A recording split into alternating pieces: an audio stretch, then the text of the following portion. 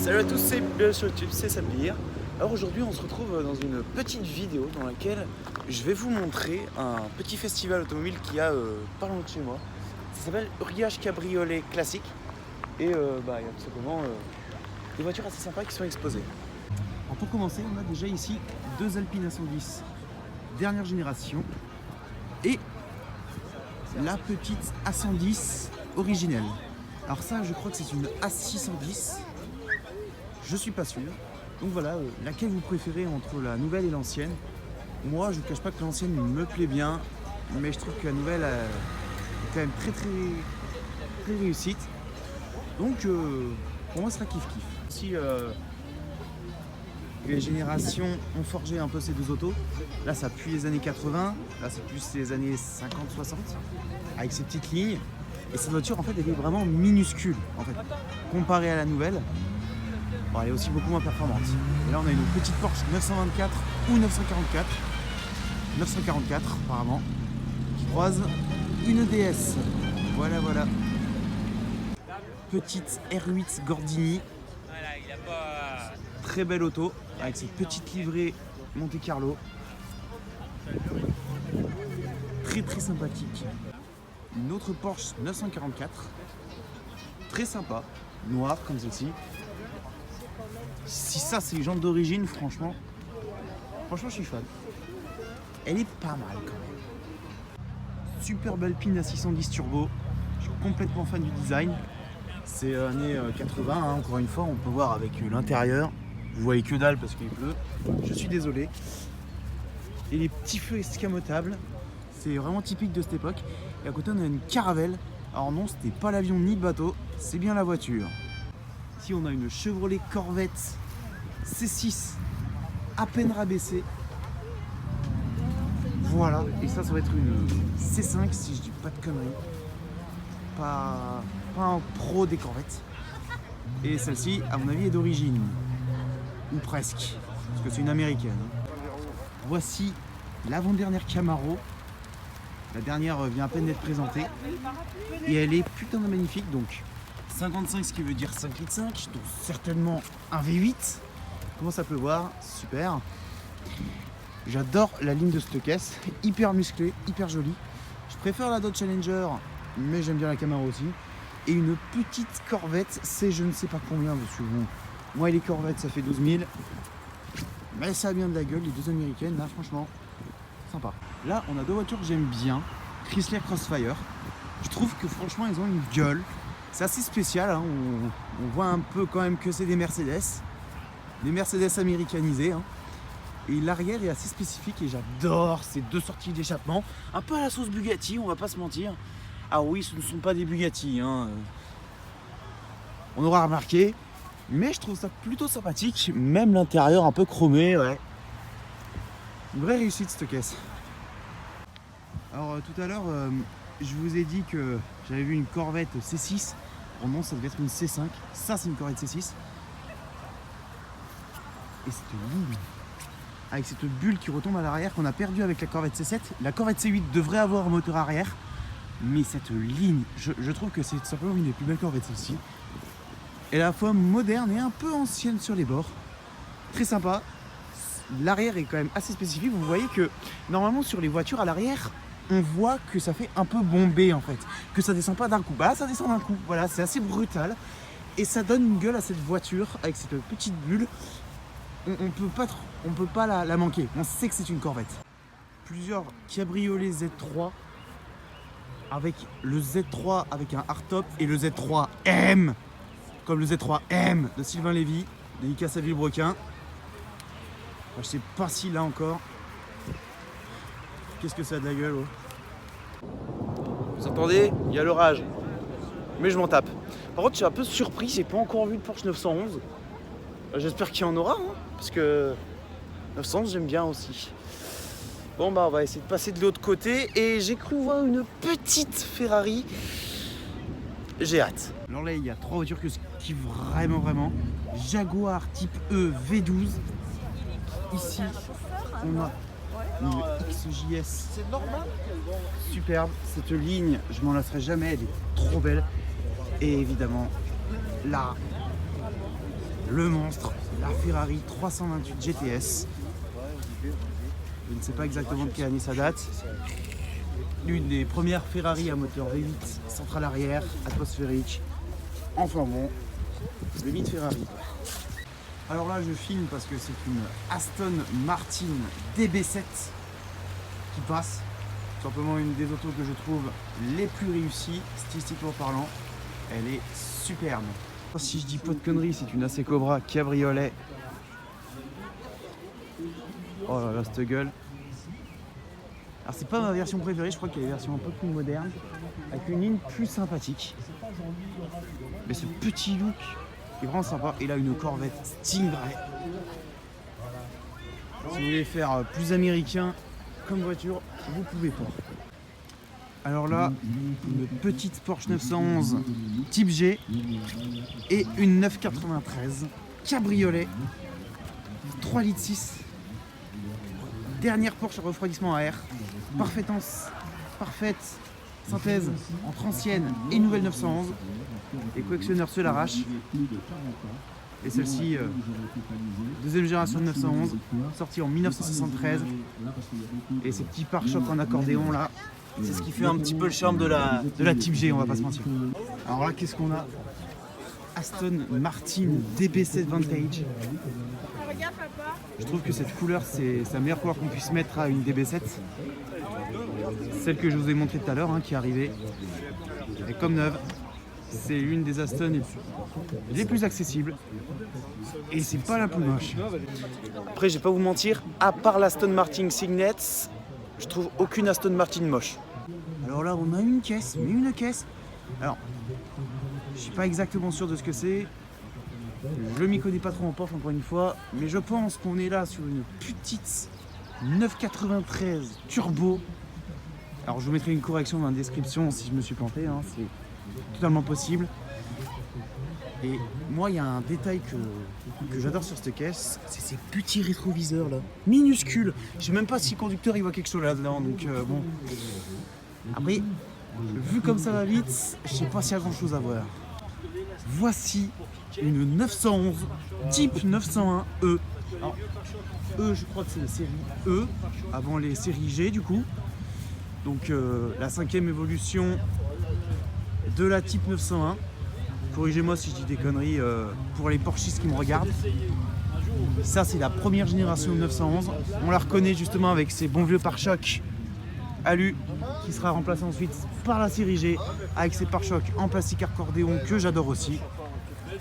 Et avouez que quand même, voir ça chez soi, c'est quand même plutôt plaisant. Porsche 356. Alors pour tous ceux qui disent que la 911 c'est la seule et unique Porsche, voici la preuve vivante que non. Alors ok, une voiture c'est pas vivant, je suis d'accord avec vous, mais cette voiture est apparue avant la 911, je ne sais plus en quelle année, je vous le mettrai dans la vidéo, mais en tout cas c'est celle qui a donné l'identité Porsche aux voitures de sport que la marque allemande a sorti. D'ailleurs, j'ai fait une vidéo sur Porsche et bon, j'ai pas beaucoup parlé de la 356, j'ai surtout parlé des modèles qui, selon moi, n'ont pas trop leur place dans la gamme Porsche actuelle. Mais la 356, c'est pour moi, avec la 911, la voiture qui ressemble, qui représente le mieux la marque Porsche et son histoire. Alors ça, c'est une Jaguar XK8. Donc c'est un grand coupé, grand tourisme avec un moteur de 375 chevaux V8 avec le petit Jaguar sur le capot qui fait toujours son effet, on va pas se mentir. Et c'est une auto qui est à la fois assez sportive et luxueuse et à mon avis encore aujourd'hui c'est une voiture très intelligente et puis ça coûte plus grand chose mine de rien. Une Jaguar comme celle-ci, à mon avis, c'est trouvable autour des 20 000 €. Donc, si vous avez 20 000 € à mettre dans une voiture et que vous êtes prêt à assurer une assurance élevée, une consommation, si vous appuyez, qui peut vite grimper assez haut, et évidemment un entretien assez cher, même si c'est pas le plus cher chez Jaguar, voilà, c'est une voiture idéale que vous pouvez utiliser tous les jours, qui a un coffre, qui a un cabriolet. Et on va pas se mentir, qui passe pas inaperçu et qui a de la gueule. Mercedes 190 SL. Si vous pouvez pas vous payer une 300 SL, c'est déjà pas mal, hein, on va pas se mentir. Superbe auto. Hyper belle, dans un état irréprochable. L'intérieur beige, qu'est-ce que c'est beau. Ce style années 50, inimitable. Malheureusement, je ne pense pas qu'on ait les porte-papillons là-dessus, comme sur une 300 SL. Petite Mercedes 350 SL. Alors oui, hein, on sent plus déjà que c'est les années 70. Hein. Effectivement, la 190 SL, c'est plus les années 50. Là, on sent qu'on est dans cette période-là. Des voitures qui arrivent, comme je vous parlais justement avec la Rolls-Royce, qui fait que ces autos ont des lignes peut-être un peu moins sexy, si je puis dire. Mais bon, ça a son charme et il y en a qui aiment bien. Et moi, ce que j'adore aussi sur cette voiture, c'est cet intérieur en cuir rouge. Regardez-moi ça. Je suis sûr que vous ne voyez rien, mais c'est sublime. Et ces fameux feux, justement, rainurés, qui sont la signature de Mercedes, justement, dans ces années-là. Voici une Toyota une BMW Z4, deuxième génération. Autant pour moi, je suis désolé. Alors, franchement, elle est pas mal. C'est une des plus belles voitures que BMW a sorties cette année, même ces derniers temps. Et cet intérieur, c'est à la fois moderne et luxueux. Enfin, qu'est-ce que vous voulez que je dise, c'est du BMW. Hein. Et je trouve que cette voiture, finalement, est limite plus sympa que la Toyota Supra. Bah oui, parce que c'est une BMW, elle a été conçue comme étant une BMW, elle a un 600 lignes. Enfin bon, pour moi, si vous voulez une BMW, c'est ça qu'il faut prendre, quoi. C'est pas une série 3 ou une autre grosse berline lourde. Ça, franchement, c'est bien, quoi. Très grande sœur, la série 8, avec les petits rétro carbone. Bon, alors, je suis moins fan de la série 8 parce que c'est lourd. Même si c'est très puissant, c'est plus une auto confortable, plus que vraiment sportive. Mais bon, faut avouer que quand même, ça fait son petit effet, même si je préfère la ligne de la version coupée. Et voici donc son ancêtre, la série 8 des années 90. Alors je crois qu'elle est sortie en 92, si je dis pas de bêtises encore une fois, parce que j'ai pas toutes les dates en tête. Et rouge comme ceci, je trouve que déjà, elle est plus orientée sport en fait que la nouvelle série 8. Et ça montre justement l'évolution de BMW qui est partie d'une marque premium sportive vers une marque premium confortable, dynamique, si je puis dire. Alors je veux pas être médisant, mais effectivement quand même Audi, ils ont beaucoup plus de mal que des marques comme BMW ou même Mercedes à faire des cabriolets avec des belles lignes. Je sais pas, je trouve que c'est pas très structuré en fait. Ils se sont dit on va toujours faire la même ligne qu'il y a 40 ans avec les vieux cabriolets et là ça donne ça quoi. Je suis pas ultra fan des cabriolets Audi, je trouve que ça manque de personnalité. Par contre, si je devais citer une Audi cabriolet plus sympa, on a le TT qui a un parti pris justement par rapport à une Z4 de ne pas avoir un long capot et plus faire penser à une voiture de sport plus qu'à une voiture grand tourisme avec un gros capot, avec un gros moteur qu'on peut imaginer. Mais bon, franchement, la 5 cabriolet, je sais pas. Je trouve que toute la partie où il n'y a pas de toit, ça fait vide en fait. Ça fait vide dans le design et la 3 c'est encore pire parce que la 3 elle est moins large qu'une A5. Après n'hésitez pas à me mettre dans les commentaires ce que vous pensez du design de ces autos là. Nous sommes donc ici sur le stand de la marque qui ose battre Ferrari en Formule 1, Mercedes-Benz. Alors, je vais vous dire un truc sur Mercedes, ceci est une CLA. Mais qu'est-ce qui différencie une CLA d'une CLS? Non, ça se trouve c'est une CLS en plus. Ouais, c'est plutôt une CLS parce que c'est gros. Mais non, c'est une CLA. Vous voyez, j'arrive même à confondre les modèles dans la gamme. Et justement, les marques allemandes, leur problème aussi, c'est pas que Mercedes, hein, c'est que leurs voitures, en fait, ils sortent une voiture haut de gamme et ils sortent ensuite des voitures bas de gamme qui ressemblent aux voitures haut de gamme pour faire genre, regardez, vous pouvez avoir pour moins cher une voiture haut de gamme. Mais après, comment on se retrouve dans la gamme? Je pose la question. Ah, Porsche. Eh bien, si vous voulez mon avis, c'est ceux qui manient le néo-rétro design avec le plus de talent en fait. Parce que citez-moi une autre marque qui a su faire vivre un modèle pendant 50 ans et toujours conserver des lignes modernes et en accord avec leur temps. Moi, je connais que Porsche. Et pour moi, la 911, c'est un exemple dans ce domaine-là. C'est aussi un exemple technique, parce qu'elle ne dispose pas de gros V8 ou V12, mais d'un moteur flat 6. Alors, flat 6 arrière, donc moteur très bas. Qui dit moteur très bas, dit centre de gravité très bas, dit gain de performance. Et apparemment, cette version de base, entre guillemets, de la 911, qui est la Carrera S, une propulsion, et ben, j'ai vu pas mal d'essais sur cette voiture parce que moi je ne l'ai pas essayé personnellement parce que je n'ai pas le permis et je ne connais personne qui a une 911. Mais apparemment 450 chevaux là-dedans, et ben, ça déboîte beaucoup. Alors qu'il y a des voitures beaucoup plus lourdes ou alors beaucoup moins bien construites, 450 chevaux, bah c'est pas terrible en fait. Donc oui, cette 911 type 992 pour moi c'est un vrai coup de cœur, aussi bien esthétiquement que techniquement. Je vous parlais de voitures qui évoluaient pas pendant des dizaines d'années. Bon bah chez Jeep ils se sont pas fait chier, ils ont pas changé le design, donc forcément, forcément ça fait un peu carré, hein. Mais bon, ça a de la gueule, et puis ça fait robuste. Jeep Wrangler Rubicon. Alors là on a deux 911 type G, reconnaissables grâce à leur pare-choc en accordéon ici. Et ce sont des voitures qui sont produites par Porsche de 1973 à 1989, ce qui en fait tout simplement la génération produite la plus longtemps de 911 et l'une des 911 qui a contribué aux 1 million d'exemplaires de 911 jusqu'à la 991 en 2017, qui fut donc la millionième 911 sortie, ce qui en fait la voiture sportive haut de gamme très performante de série la plus vendue du monde. Ferrari California V8, 460 chevaux.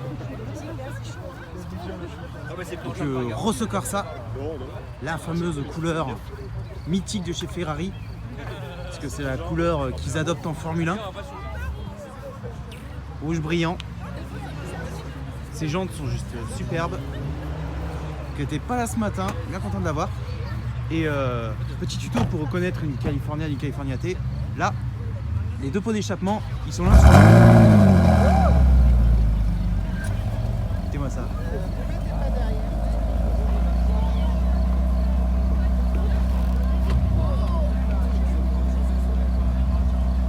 Je lui laisse juste kiffer.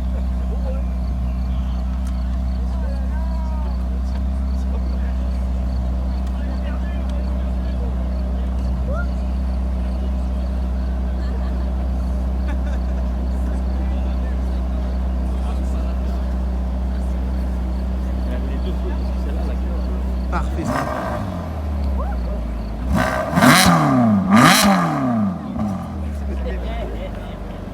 Ah, c'est beau. V8 atmosphérique, les gars. Ça change du turbo, hein. Allez, salut. Donc voilà, retour à la maison après la sortie Uriage Cabriolet. J'espère que ça vous a plu. Moi personnellement, j'ai eu l'occasion de faire quelques rencontres. J'ai rencontré des passionnés, des propriétaires et des concessionnaires. J'ai aussi rencontré les personnes qui tiennent la chaîne Smile Like Gasoline, qui ont tout simplement rénové l'Aston Martin DB7 que vous voyez dans la vidéo. N'hésitez pas à aller voir la chaîne YouTube si ça vous intéresse. Sur ce, j'espère que la vidéo vous a plu. Si c'est le cas, n'hésitez pas à vous abonner, à commenter. Enfin, vous connaissez la musique. Sur ce, je vous dis salut, à la prochaine. C'était Sablir.